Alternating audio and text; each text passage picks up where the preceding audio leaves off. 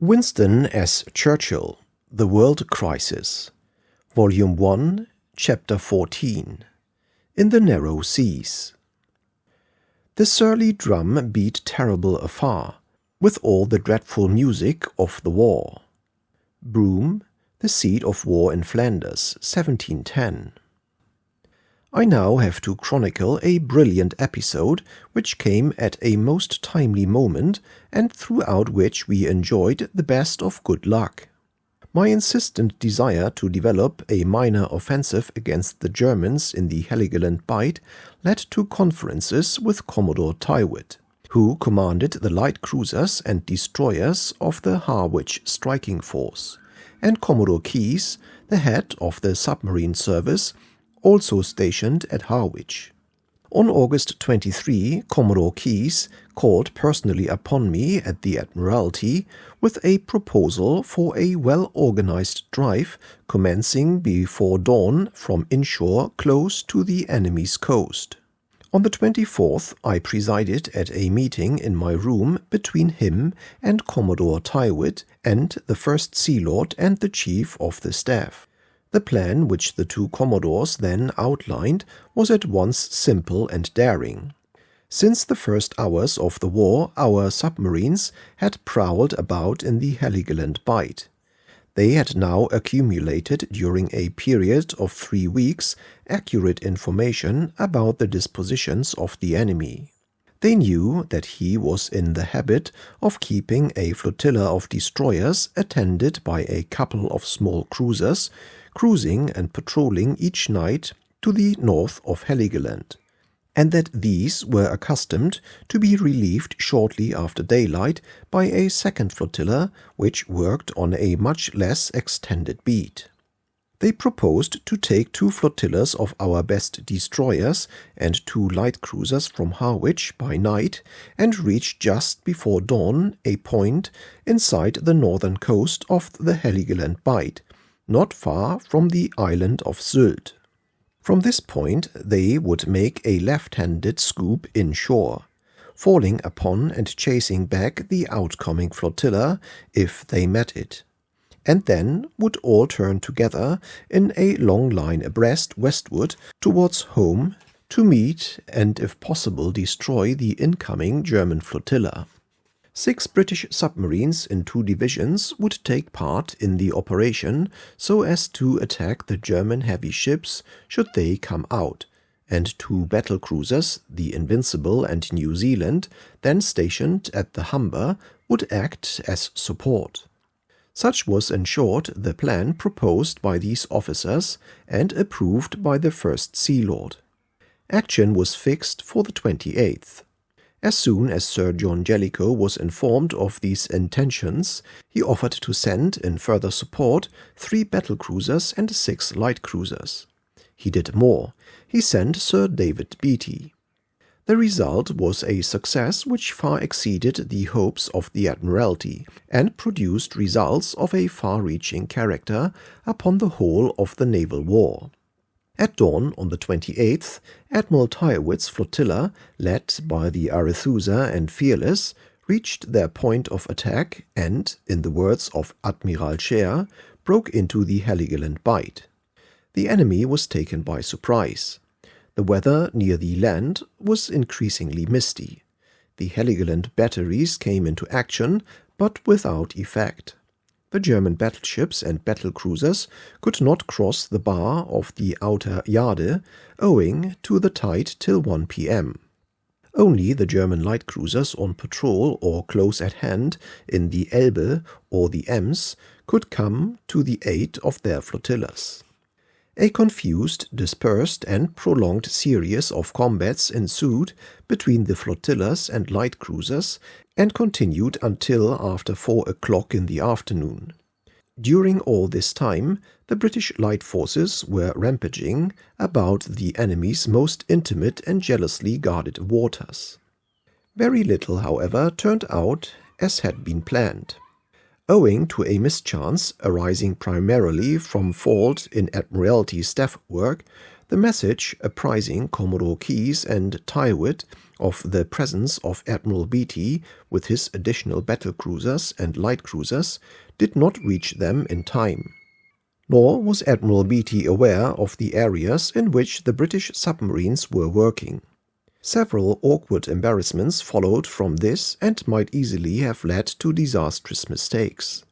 However, fortune was steady, and the initial surprise, together with the resolute offensive, carried us safely through.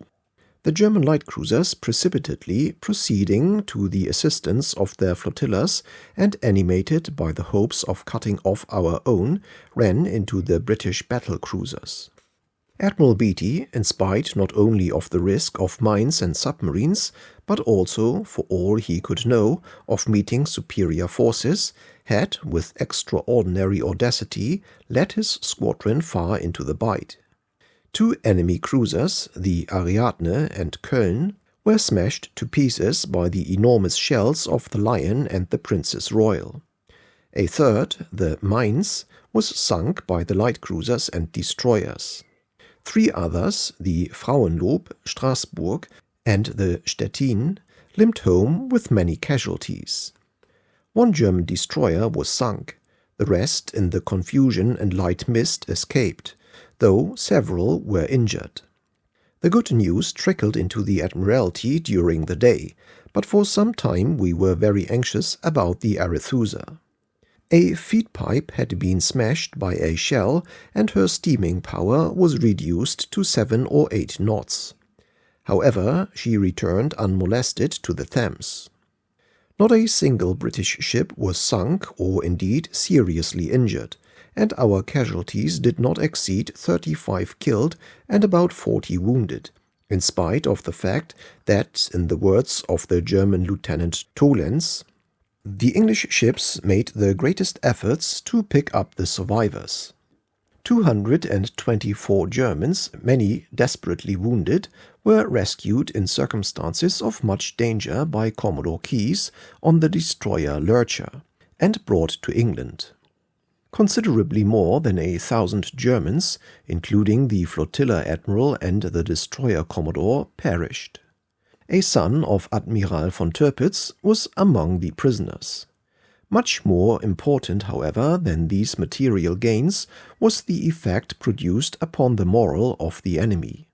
The Germans knew nothing of our defective staff work and of the risks we had run. All they saw was that the British did not hesitate to hazard their greatest vessels as well as their light craft in the most daring offensive action, and had escaped apparently unscathed. They felt as we should have felt had German destroyers broken into the Solent and their battlecruisers penetrated as far as the Nap. The results of this action were far-reaching. Henceforward the weight of the British naval prestige lay heavy across all German sea enterprise. Upon the Emperor the impression produced was decisive. Thus Scheer, in Germany's High Sea Fleet in the World War, page 57, the restrictions imposed on their battle fleet was adhered to. And still more explicit, von Tirpitz, in his Memoirs, Volume 2, page 357, August 28th, a day fateful both in its after-effects and incidental results for the work of our navy. The Emperor did not want losses of this sort. Orders were issued by the Emperor. After an audience to Pohl, to which I, as usual, was not summoned, to restrict the initiative of the Commander-in-Chief of the North Sea Fleet. The loss of ships was to be avoided. Fleet sallies and any greater undertakings must be approved by His Majesty in advance, etc. On von Tirpitz protesting against this muzzling policy, there sprang up from that day forth an estrangement between the Emperor and myself, which steadily increased. The German navy was indeed muzzled. Except for furtive movements by individual submarines and mine-layers, not a dog stirred from August till November. Meanwhile our strength, both offensive afloat and defensive in our harbors, was steadily and rapidly increasing. The news of this naval action reached the French and British armies in the dark hour before the dawn of victory and was everywhere published to the retreating troops. As the German armies pressed forward towards Paris, they turned the back of their right shoulder increasingly towards the sea. The Belgian army, making a sortie from Antwerp, struck towards the German lines of communication and endeavored to hamper and delay the great advance. In order to help the Belgians and to take some pressure off our own hard-pressed army, the Admiralty, in consultation with Lord Kitchener, attempted to make a diversion. A brigade of Marines was disembarked, covered by warships, on August 26, at Ostend, in the hopes that it would attract the attention of the enemy and give him the impression that larger forces would follow from the sea. Telegram to the Belgian government, August 25, 1914. In order to delay southward German advance and to create diversion favorable to the forward movement of the Belgian army, Admiralty wished to send a brigade of Marines, 3,000 strong, to Ostend at daylight 26th. Covered by battleships and cruisers accompanied by an aeroplane squadron. This brigade will push out reconnaissances to Bruges, Kourou, and Dixmude, and will remain at Ostend to cover the disembarkation of a larger force should circumstances render that desirable. Do you agree? If so, please send the necessary instructions to your local authorities. Publicity is useful in this case. The impression to be produced is that a considerable British army is landing. Orders to General Aston, August 25, 1914. First, at daylight tomorrow, if circumstances allow, you will disembark such portions of your brigade as have arrived at Ostend and occupy the town. You will push out reconnaissances of cyclists to Bruges, Kourou, and Dixmude. You will establish yourself at Ostend, forming an entrenched picket line around the town in such a way as to enable you to cover the disembarkation of a division of the army. A squadron of aeroplanes will reach you before noon, having previously made an aerial reconnaissance of the country within 30 miles of Ostend. The aeroplanes will be placed under your orders. Second, the object of this movement is to create a diversion, favorable to the Belgians, who are advancing from Antwerp, and to threaten the western flank of the German southward advance. It should therefore be ostentatious. You should not advance inland from Ostend without further orders, but some enterprise may be permitted to the patrols. Information about the enemy will be supplied you personally at the Admiralty. The object in view would be fully attained if a considerable force of the enemy were attracted to the coast. You will be re-embarked as soon as this is accomplished.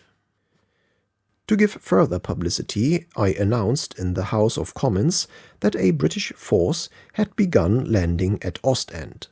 The Marines remained on shore for the best part of a week and were then withdrawn.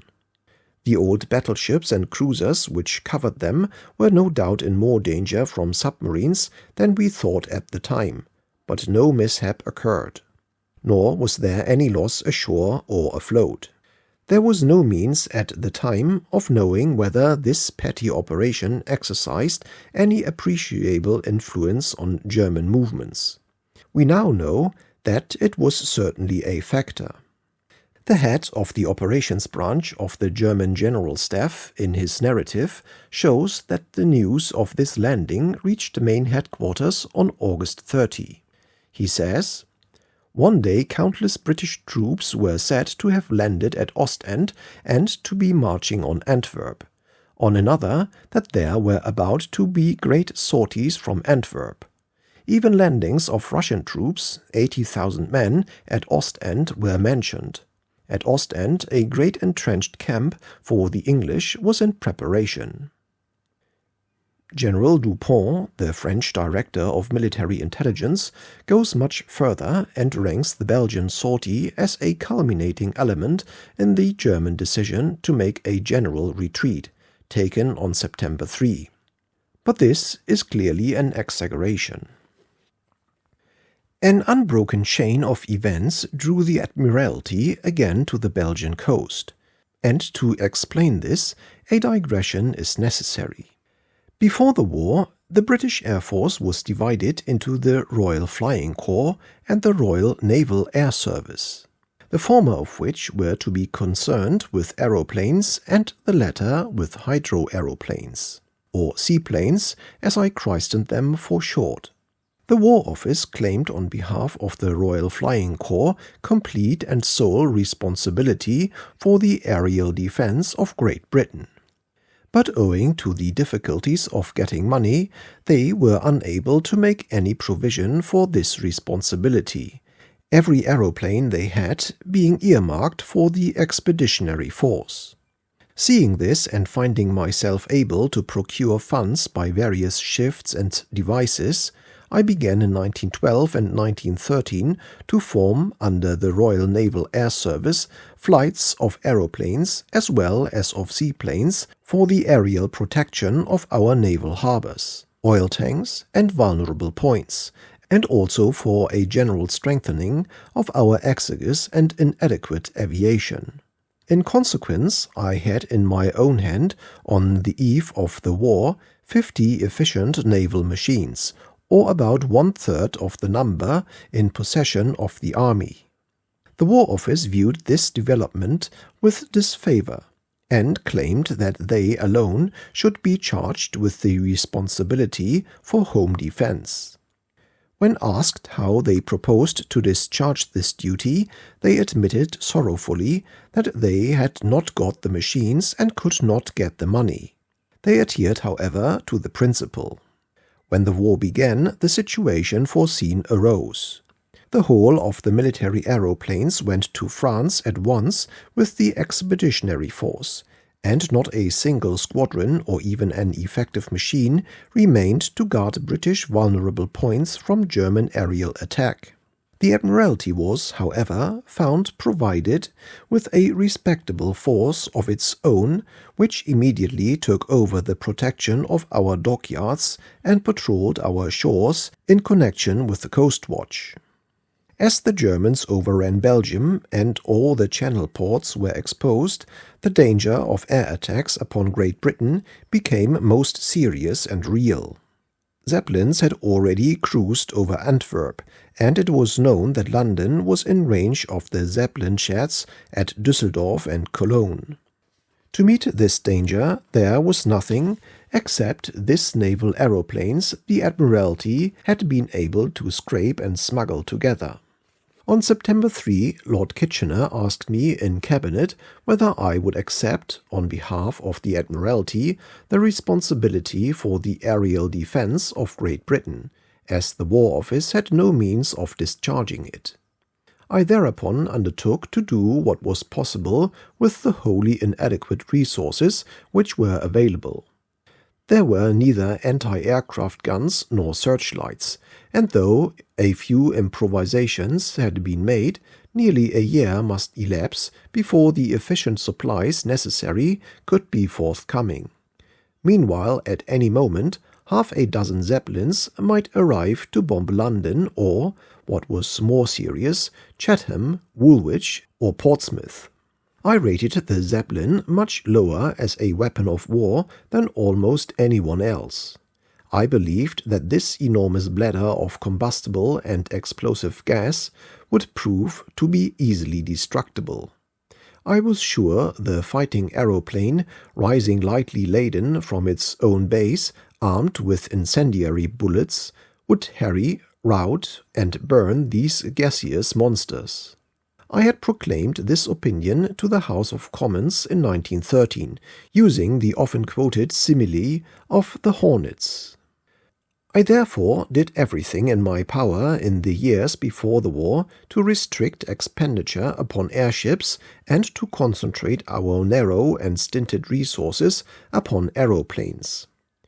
I confined the naval construction of airships to purely experimental limits, and in April 1915, when the slow progress and inferior quality of our only rigid experimental airship were manifest, I gave orders that it should be scrapped, the plant broken up, and the labor and material devoted to increasing the output of aeroplanes. Had I had my way, no airships would have been built by Great Britain during the war, except the little blimps for teasing submarines. After I had left the Admiralty, this policy was reversed, and 40 millions of money were squandered by successive boards in building British Zeppelins, not one of which on any occasion ever rendered any effective fighting service. Meanwhile, the alternative policy of equipping the fleet with aerial observation by flying aeroplanes of warships or of properly constructed carriers lagged pitifully, with the result, at the Battle of Jutland, we had no British airships and only one aeroplane in the air. The Hornet theory, at one time so fiercely derided, was, of course, ultimately vindicated by the war. Zeppelins were clawed down in flames from the sky over both land and sea by aeroplanes until they did not dare to come any more. The aeroplane was the means by which the Zeppelin menace was destroyed, and it was virtually the only means, apart from weather and their own weakness, by which Zeppelins were ever destroyed. However, although my thought was perfectly sound in principle, and the policy following it was unquestionably right, we were not in a position at the beginning of the war to produce effective results. Aeroplane engines were not powerful enough to reach the great heights needed for the attack of Zeppelins in the short time available. Night flying had only just been born. The location of aircraft by sound was unknown. The network of telephones and observation points was non-existent. And here was the danger, certainly real and not easy to measure, literally on top of us. It was easy to order the necessary guns, searchlights, etc., and set on foot the organization which should produce and employ them. But it was no use sitting down and waiting for a year while these preparations were completing. Only offensive action could help us. I decided immediately to strike, by bombing from aeroplanes at the Zeppelin sheds wherever these gigantic structures could be found in Germany, and secondly, to prevent the erection of any new Zeppelin sheds in the conquered parts of Belgium or France. Here again the policy was right. Our resources were, however, feeble and slender. Compared to the terrific developments at the end of the war, they were puny. Still, they were all we had, and all that our knowledge of aviation at that time could bestow. Deficiencies in material had to be made good by daring. All honor to the naval airman, the pioneer of the aerial offensive, who planned and executed in these early months the desperate flights over hostile territory in an element then scarcely known, which resulted in the raids on Düsseldorf and Cologne on the Rhine, Friedrichshafen on Lake Constance, and Cuxhaven in the Heligoland Bight. Altogether, in the first 12 months of the war, 6 Zeppelins were destroyed in the air or in their sheds by the offensive action of a handful of British naval airmen, and few were destroyed by any other agency except accident. In order to strike at the Zeppelin sheds in Germany and to prevent the erection of new ones in Belgium, it was necessary to start from as near the enemy's line as possible. Extracts from my own minutes, principally to Captain Suter, the energetic director of the Air Division, gives as good an account as any other. To Director, Air Division, Chief of Staff, September 1, 1914. The largest possible force of naval aeroplanes should be stationed in Calais or Dunkirk. Reports have been received, and it is also extremely probable that the Germans will attempt to attack London and other places by Zeppelin airships, of which it is said a considerable number exist. The close proximity of the French coast to England renders such an attack thoroughly feasible. The proper defense is a thorough and continual search of the country for 70 to 100 miles inland, with a view to marking down any temporary airship bases or airships replenishing before starting to attack. Should such airships be located, they should be immediately attacked.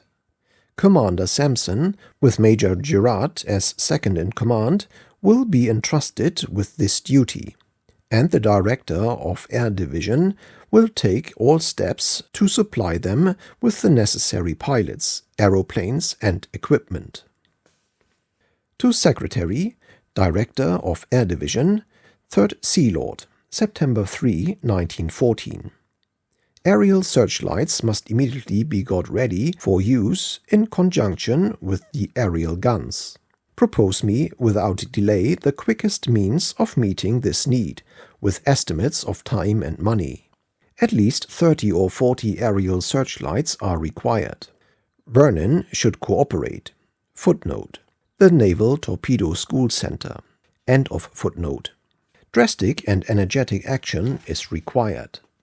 Second, let me have a return on one sheet of paper showing all anti-aircraft guns, regular or improvised, available afloat and ashore at the present time, and what deliveries may be expected in the next 2 months. Let me have also my suggestions for increasing their number. No one can doubt that aerial attack upon England must be a feature of the near future. To Secretary, 1st Sea Lord, 3rd Sea Lord, Chief of Staff, Director of Naval Ordnance, Director of Air Division, September 5, 1914. There can be no question of defending London by artillery against aerial attack. It is quite impossible to cover so vast an area, and if London, why not every other city? Defense against aircraft by guns is limited absolutely to points of military value. Far more important than London are the vulnerable points in the Medway and at Dover and Portsmouth. Oil tanks, powerhouses, lock gates, magazines, airship sheds all require to have their aerial guns increased in number. Portsmouth, in particular, requires attention now that enemy's territory has come so near. Aerial searchlights must be provided in connection with every group of guns. But after all, the great defense against aerial menace is to attack the enemy's aircraft as near as possible to their points of departure. Director of Air Defense has already received directions on this. The principle is as follows. A strong oversea force of aeroplanes to deny the French and Belgian coasts to the enemy's aircraft, and to attack all zeppelins and air bases or temporary air bases which it might be sought to establish, and which are in reach. B. We must be in constant telegraphic and telephonic communication with the oversea aeroplane squadrons. We must maintain an intercepting force of aeroplanes and airships at some convenient point within range of the line drawn from Dover to London, and local defense flights at Eastchurch and Calshot. C. A squadron of aeroplanes will be established at Hendon, also in telephonic communication with the other stations, for the purpose of attacking enemy aircraft which may attempt to molest London. Landing grounds must be prepared in all the parks, railings must be removed, and the area marked out by a large white circle by day and by a good system of lighting at night. It is indispensable that airmen of the Hendon flight should be able to fly by night, and their machines must be fitted with the necessary lights and instruments. Agreeably with the above, instructions must be prepared for the guidance of the police, fire brigade, and civil population under aerial bombardment. This will have to be sustained with composure. Arrangements must be concerted with the Home Office and the Office of Works for the extinction of lights upon a well-conceived plan for the clearness and illumination in the parks in order that the defending aeroplanes can have freedom of action, etc. The whole of the points dealt with in this minute are to be elaborated and put into precise detail this afternoon by a committee composed as follows: 3rd Sea Lord in the chair, Director of Air Division, Director of Naval Ordnance, and a representative of the War Office from either the Master General of the Ordnance or Home Defense Department. I expect to receive no later than tomorrow a definite program for action within the lines of this minute. The whole matter is of the highest urgency. To Secretary, 1st Sea Lord, Director of Air Division, September 5, 1914. In order to discharge adequately the responsibilities which we have assumed for the aerial defense of England, it is necessary that we should maintain an aerial control over the area approximately 100 miles radius from Dunkirk. To do this, we must support the aeroplanes which are stationed on the French coast with sufficient armed motor cars and personnel to enable advanced subsidiary aeroplane bases to be established 30, 40, and 50 miles inland. According to all accounts received, the Germans, insofar as they have penetrated this region, have done it simply by bluff. Small parties of Uhlans, taking advantage of the terror inspired by their atrocities in Belgium, have made their way freely about the country and have imposed themselves upon the population. We require, in the first instance, 200 or 300 men with 50 or 60 motor cars who can support and defend our advanced aerial bases. I should propose to draw these by suitable volunteers from the Marine Brigade. They should be placed under the orders of Commander Sampson and should operate from Dunkirk. It will be necessary first to obtain permission from the French authorities. This, after consultation with Lord Kitchener, I am taking steps to do. We ought to be able to make it quite impossible for parties of 15 or 20 Uhlans to make their way with safety through this area. During the next week, the Germans will presume on their immunity and will be found in occupation of numbers of places where they cannot possibly maintain any effective force. The advantage of an aeroplane reconnaissance is that the approach of any serious body of troops can be discovered while it is still at least 2 days' march away. There ought, therefore, to be no difficulty in chopping these small parties of the enemy without our force getting into any trouble. Propose me plans for immediate action on these lines in detail.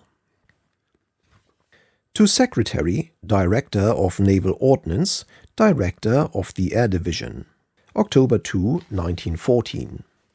The experiments with regard to projectiles for use against aircraft must be worked out on the most generous scale, 8 or 10 different lines being pursued simultaneously, the necessary funds being provided. It is perfectly useless in time of war to go through successively the whole series of experiments appropriate to peacetime administration. Let me have a report on the projectiles available. We must have means of attacking Zeppelins not only with shells from guns, but with incendiary bullets or grenades from aeroplanes. The needs and activities of the naval aeroplanes in the neighborhood of Dunkirk led directly to the development of the armored car, and the armored car led directly to the birth of the tank, which was in essence only an armored car capable of crossing trenches.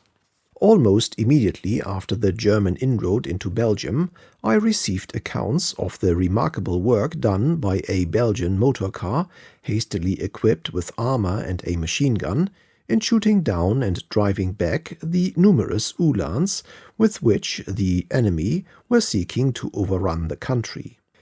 Commander Sampson was prompt to realize and seize the advantage of armored cars for the purpose of protecting his aeroplane operations and also on their own account. In view of the reports received from him and other sources, I gave, during the latter part of August and September, successive orders for the formation of armored car squadrons under the Admiralty. And as all this arose out of the aeroplane squadron stationed at Dunkirk, the formation of the armored car squadrons was entrusted to Commodore Suter.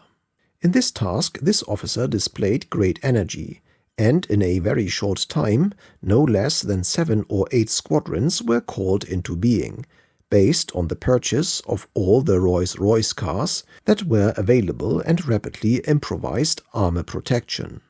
The first few cars had scarcely begun to show their advantages in Commander Sampson's guerrilla from Dunkirk when the difficulty which ultimately led to the creation of the tank manifested itself. The German cavalry sought to protect themselves against the attack of the armored cars by digging trenches across the road.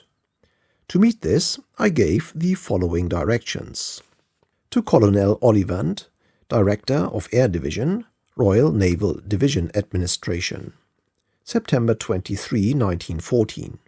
It is most important that the motor transport and armored motor cars should be provided to a certain extent with cars carrying the means of bridging small cuts in the road and an arrangement of planks capable of bridging a 10 or 12 feet span quickly and easily should be carried with every 10 or 12 machines.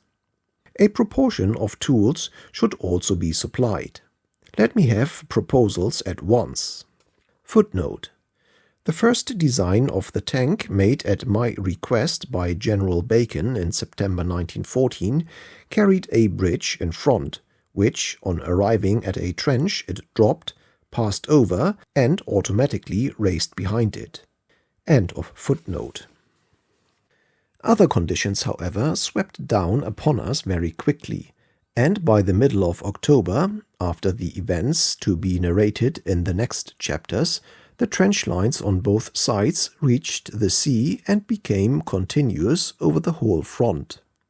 Thus, at the moment when the new armored car force was coming into effective existence at much expense and on a considerable scale, it was confronted with an obstacle and a military situation which rendered its employment practically impossible. The conclusion was forced naturally and obviously upon me, and no doubt upon others, that if the armored car on which so much money and labor had been spent could not move round the enemy's trenches and operate against an open flank of his army, some method should be devised which would enable it to traverse and pass over the trenches themselves. This subject will, however, be dealt with in its proper place. The air was the first course that took us to Dunkirk. The armored car was the child of the air, and the tank is its grandchild. But besides all this, the undefended conditions of the channel ports against any serious effort of the enemy inspired the Admiralty with lively alarm. The danger of the Germans taking Dunkirk, Calais, and Boulogne stared us in the face for many anxious weeks. On September 3, I minuted to the First Sea Lord. With the Germans along the French coast, modified dispositions will become necessary. The danger from aerial attack must not be underrated. The possibility of the Germans taking very heavy guns to Calais after taking the town and getting submarines down from the Elbe to operate from Calais as a base should also be considered. We could of course stop any surface craft, but submarines might slip through secretly and be a great nuisance when once established. On September 10, I went to Dunkirk myself and was to some extent reassured. I made the following note at the time for the information of those concerned. September 11, 1914. The First Lord visited Dunkirk and Calais on the 10th instant, and conferred with the governors of both places. Dunkirk is being defended on a considerable scale, and has already developed substantial strength. Lines of defense are constructed on a radius of 4 to 6 miles approximately from the enceinte of the town, which are armed by over 400 pieces of artillery and held by 18,000 men. These works, which are strongly executed, can be further protected by large inundations both of fresh and salt water. The freshwater inundations are now accumulating. The salt can be turned on at any time in 2 days. The place should certainly require a siege and form to reduce it, and it is getting stronger every week. The First Lord promised the assistance of warships if required to cover the flanks. The anchorage at Dunkirk gives sufficient water for the Majestic class and is certainly close to the shore. The high sandhills would require the fire to be indirect, but otherwise there would be no difficulty. There is nothing to cause disquietude in the measures taken for the defense of Dunkirk. It seems probable that they are sufficient to make it not worth while for the enemy to undertake the reduction of the fortress. Calais is simply an enceinte, rather larger in extent than that of Dunkirk, and protected by a few well-executed outlying fieldworks. All that can be said about Calais is that it could not be taken by a coup de main. It is garrisoned by 7,000 troops, but it could certainly not be counted on to hold out for more than a few days against a determined attack.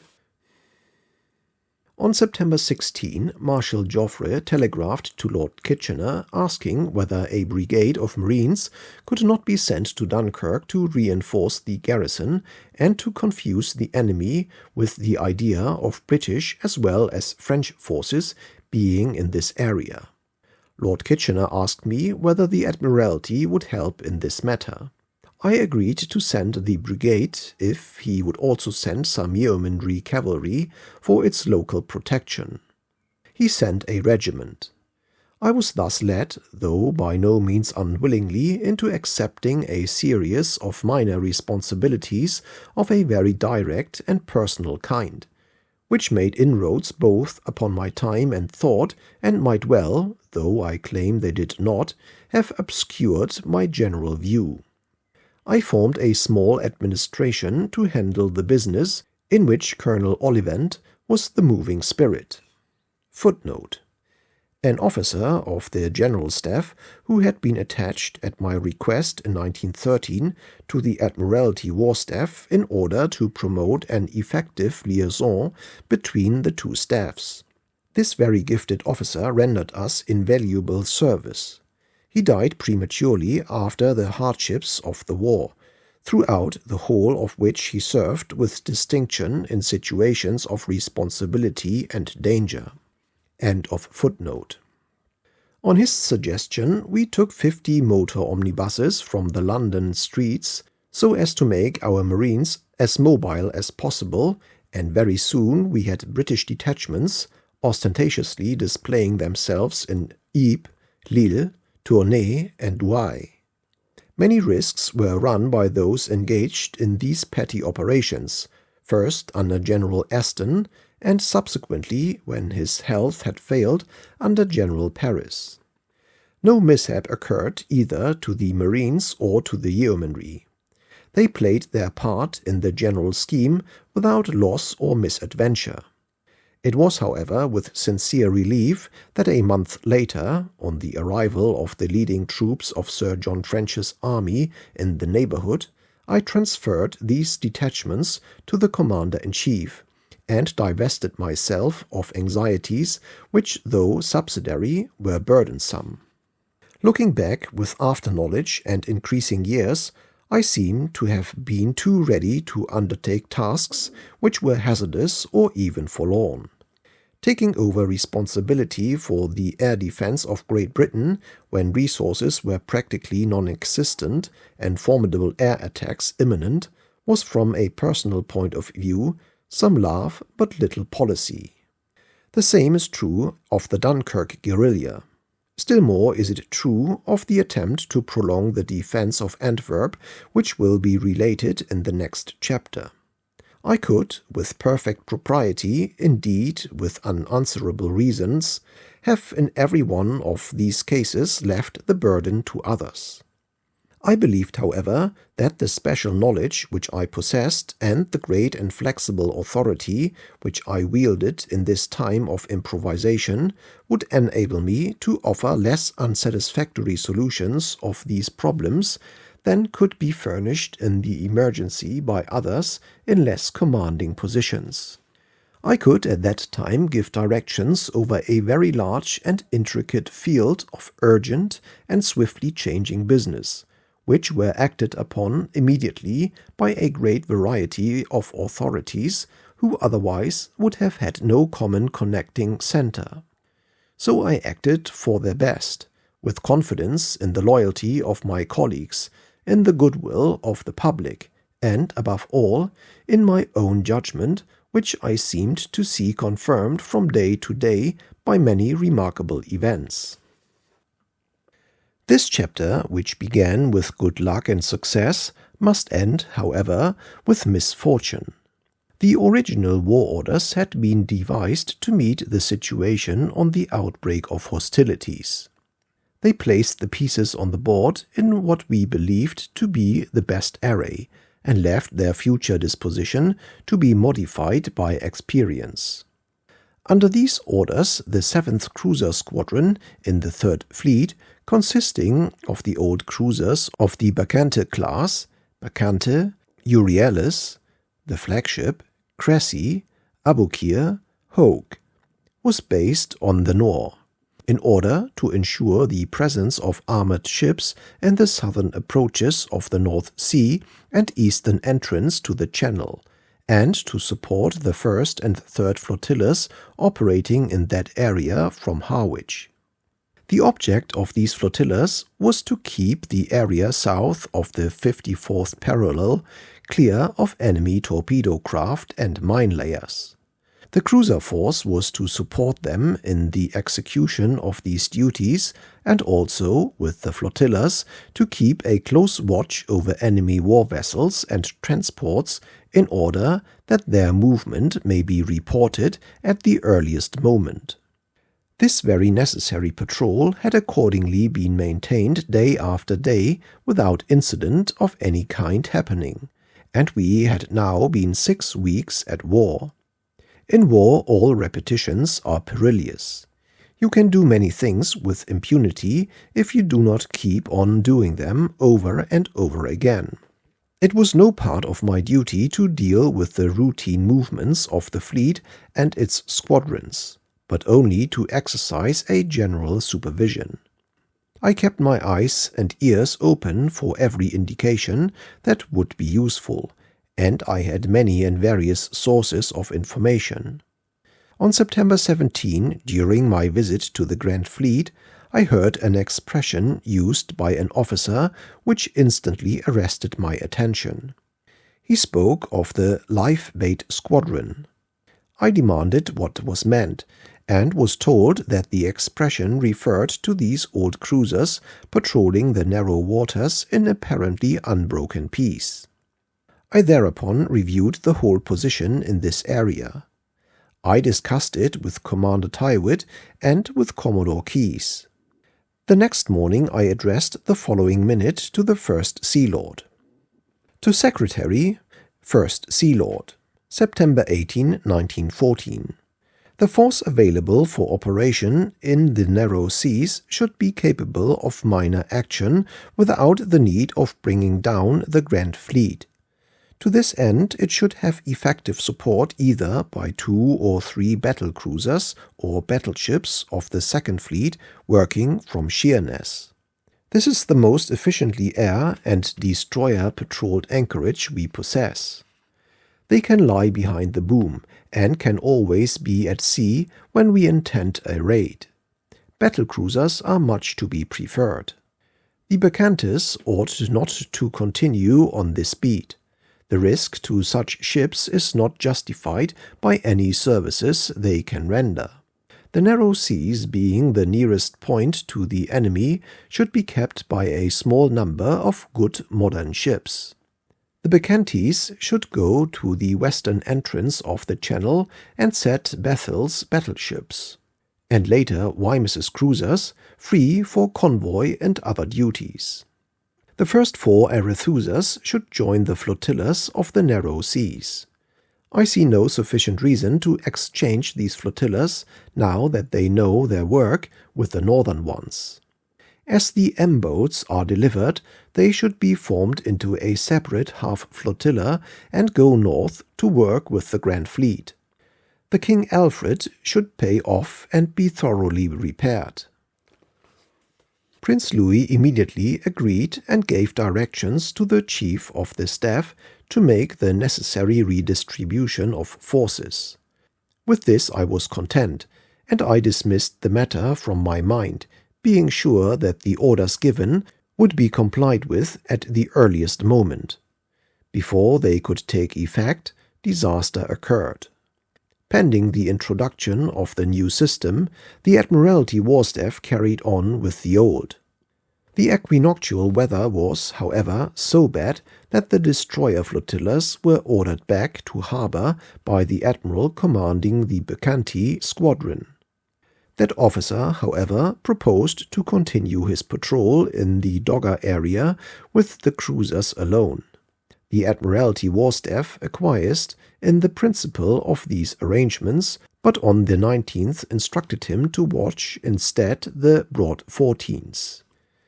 The Doggerbank patrol need not to be continued, weather too bad for destroyers to go to sea. Arrange for cruisers to watch Broad 14s. This routine message did not, of course, come before me. It was not sent, however, by the War Staff without proper consideration. In the short, steep seas, which are the features of gales in these narrow waters, a submarine would be at a serious disadvantage and could only observe with extreme difficulty and imperfection. The rough weather which drove in our destroyers was believed to be an important protection against enemy submarines. Both Admiral and Admiralty, therefore, were in agreement to leave the cruisers at sea without their flotilla. If the weather moderated, it was intended that one of Commodore Tyrwhitt's flotillas should join them there on the morning of the 20th.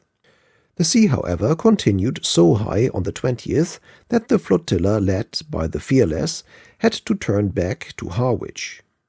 Thus, all through the 19th, 20th and 21st, the 3 cruisers, Aboukir, Crécy and Hogue, were left to maintain the watch in the narrow waters without a flotilla screen. The admiral in the Euryalus had to return to harbour on the 20th to coal his ship.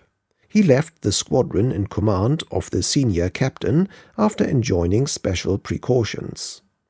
There was no more reason to expect that they would be attacked at this time than at any other. On the contrary, rumours of German activity to the northward had brought the whole Grand Fleet out in a southerly sweep down to the line between Flamborough Head and the Horn Reef. Nor was there any connection between the orders of the cruisers and the movement of the Marine Brigade from Dover to Dunkirk, which took place on the 20th. The cruisers were simply fulfilling their ordinary task, which, from frequent repetition, had already become dangerous, and for which they were not in any case well suited. As soon as the weather began to abate on the 21st, Commodore Tyrwhitt started off again for the Broad 14s with 8 destroyers, and was already well on his way when the morning of the 22nd broke. As the sea subsided, the danger from submarines revived. The 3 cruisers, however, instead of going to meet their destroyers, steamed slowly northward without zigzagging and at under 10 knots, as no doubt they had often done before. Meanwhile, a single German submarine, becoming more venturesome every day, was prowling southward down the Dutch coast. At 6:30 a.m., shortly after daylight, the Aboukir was struck by a torpedo. In 25 minutes, this old vessel capsized. Some of her boats were smashed by the explosion, and hundreds of men were swimming in the water or clinging to wreckage. Both her consorts had hurried with chivalrous simplicity to the aid of the sinking ship. Both came to a dead standstill within a few hundred yards of her and lowered all their boats to rescue the survivors. In this posture, they, in their turn, were both sunk, first the Hogue and then the Cressy, by the same submarine. Out of over 2,200 men on board these three ships, only 800 were saved and more than 1,400 perished. The ships themselves were of no great value. They were among the oldest cruisers of the Third Fleet and contributed in no appreciable way to our vital margins. But like all Third Fleet ships, they were almost entirely manned with reservists, most of whom were married men, and they carried also young cadets from Osborne, posted for safety to ships which it was thought would not be engaged in the great battles. This cruel loss of life, although small compared to what the army was enduring, constituted the first serious forfeit exacted from the navy in the war. It greatly stimulated and encouraged the enterprise of the German submarines. The commander of the fatal boat, Lieutenant Weddingen, was exultingly proclaimed as a national hero. Certainly the destruction with his own fingers of 1,400 persons was an episode of a peculiar character in human history. But, as it happened, he did not live long to enjoy his somber fame. A storm of criticism was directed at the Admiralty, and naturally it was focused on me.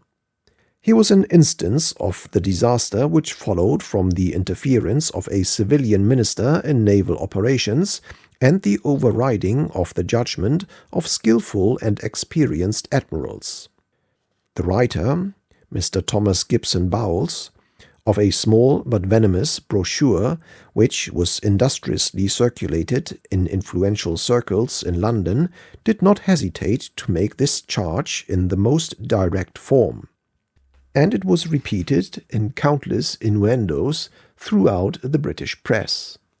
Footnote: "The loss on September 22nd, wrote Mr. Gibson Bowles, of the Aboukir, the Cressy, and the Hogue, with 1,459 officers and men killed, occurred because, despite the warnings of admirals, commodores, and captains, Mr. Churchill refused, until it was too late, to recall them from a patrol so carried on as to make them certain to fall victims to the torpedoes of an active enemy."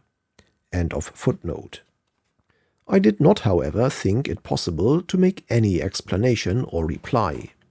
I caused the most searching inquiries to be made in the Admiralty into the responsibilities for this tragic event.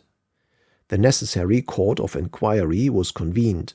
The court found that the responsibility for the position of the cruisers on that day was attributable to the Admiralty War Staff telegram of the 19th, which has been already quoted.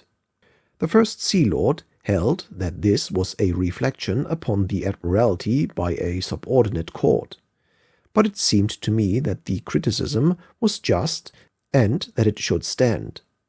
It was, however, by no means exhaustive. One would expect senior officers in command of cruiser squadrons to judge for themselves the danger of their task, and especially of its constant repetition, and while obeying any orders they received, to represent an unsatisfactory situation plainly to the Admiralty, instead of going on day after day and week after week until superior authority intervened or something lamentable happened. One would expect also that ordinary precautions would be observed in the tactical conduct of squadrons. Moreover, although the impulse which prompted the Hogue and Cressy to go to the rescue of their comrades in the sinking Aboukir was one of generous humanity, They could hardly have done anything more unwise or more likely to add to the loss of life. They should at once have steamed away in opposite directions, lowering boats at the first opportunity. I remitted all these matters to Lord Fisher when 2 months later he arrived at the Admiralty, but he laconically replied that most of the officers concerned were on half pay, and that they had better remain there, and that no useful purpose would be served by further action.